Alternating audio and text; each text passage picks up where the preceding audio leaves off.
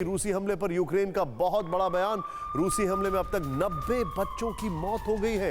Ukraine के संसद ने कहा है रूस ने लगभग 380 स्कूल कॉलेजों पर बम बरसाए हैं। डोनेस्क में 119 स्कूल कॉलेजों पर बमबारी की गई है। कीव, खारकीव, खेरसोन समेत कई शहरों में स्कूलों पर हमले हुए हैं। इस खबर को मैं थोड़ा सा आपको एक्सप्लेन करना चाहूंगा कि यूक्रेन में स्कूल को सेफ हाउस समझा जा रहा था। वहां पर बच्चों को परिवारों के साथ छुपाया जा रहा था। उन्हीं सेफ हाउसेज में हमले भी किए जा रहे हैं। ये सारी बातें दुनिया भी नोटिस कर रही है, लेकिन सैंक्शंस लगाने के अलावा अभी तक किसी ने कुछ ज्यादा नहीं किया है। नहीं, ऐसी बात नहीं। बाइडेन हर दिन धमकी देते हैं और धमकी देते हैं कि देखो मैं मार दूंगा, लेकिन पता नहीं कब क्या करेंगे वो। ज़ेलेंस्की नेटो से बार बार नो फ्लाई जोन लगाने की मांग कर रहे हैं, लेकिन नेटो समेत दूसरे मुल्क इसके लिए तैयार नहीं है। अब सीधे तौर पर कहा जाए कि ज़ेलेंस्की से वाला खिलाफी की गई है तो शायद गलत नहीं होगा। अमेरिका ने फिर इस प्रस्ताव को खारिज कर दिया है, लेकिन इतना जरूर है कि नेटो हाथ पर हाथ धरे नहीं बैठा है। रूस को जवाब देने की नेटो की क्या है तैयारी, ये आपको समझाते हैं।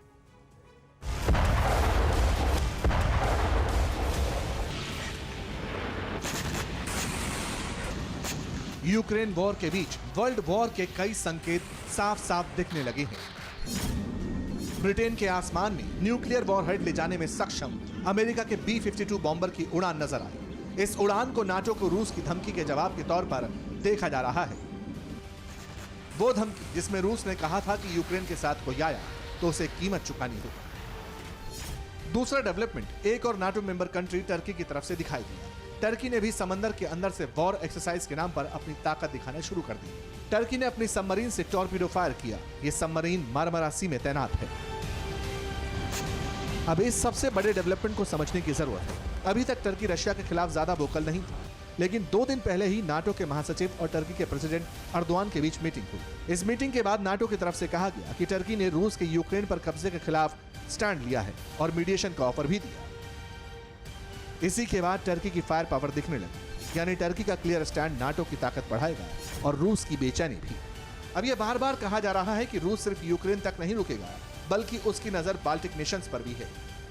इसलिए नाटो का फोकस भी लिथुआनिया, एस्टोनिया और लात्विया को सैन्य तौर पर मजबूत करने को लेकर है। इसकी तैयारी पहले ही शुरू कर दी गई।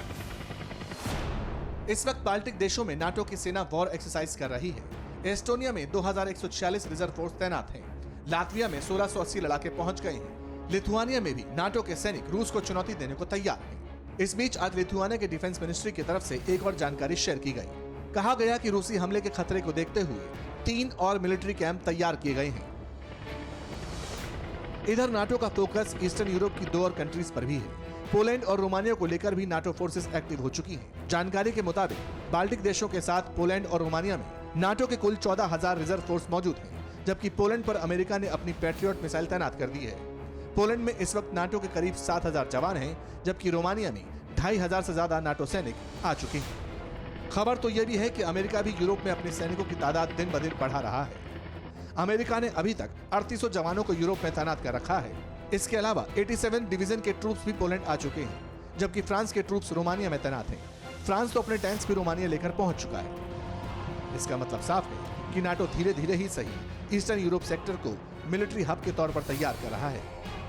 अमेरिका ने तो यूरोप में 100 एटम बम तक लगा दिए हैं, ताकि कन्वेंशनल और नॉन कन्वेंशनल दोनों वॉर की सूरत में रूस को जवाब दिया जा सके, पुतिन के हमले को काउंटर किया जा सके।